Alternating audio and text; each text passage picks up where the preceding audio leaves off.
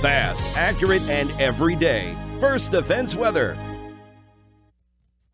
Well, a happy Thursday to you, and I wanted to start off with some rainfall reports from Hurricane Ian across the Florida Peninsula yesterday.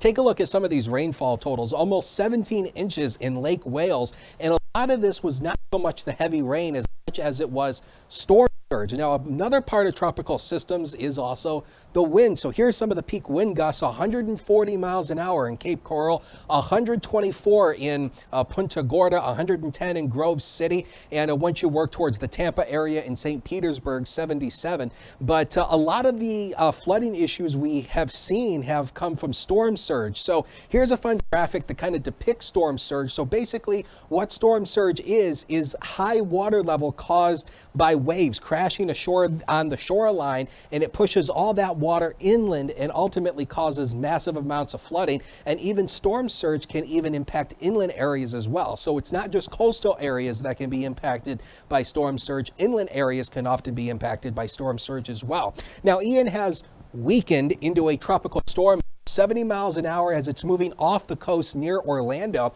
We have flash flood emergencies out here for portions of Orlando and Daytona. This is ultimately going to swing itself out into the Atlantic and then curve into South Carolina. It may actually strengthen back to a Category 1 hurricane before making its second landfall in South Carolina. But getting back to home, we have a frost advisory in place for all of the southern tier, and also including Warren County, Pennsylvania. And this is as temperatures drop into the 30s tonight with a clearing sky. We're going to have what's called radiational cooling, where the heat from the day escapes into the atmosphere with no cloud cover. So we are ultimately going to be dealing with some more frost, mainly across the inland southern tier. So if you have any tender plants or vegetation that is sensitive to frost, make sure you bring them inside or cover them up tonight to prevent damage. So here's the newest run of Future Scan showing you those clouds that we have for the early afternoon, ultimately going away for the afternoon hours. And there you see it right there, going away for the afternoon. Should go partly to mostly sunny.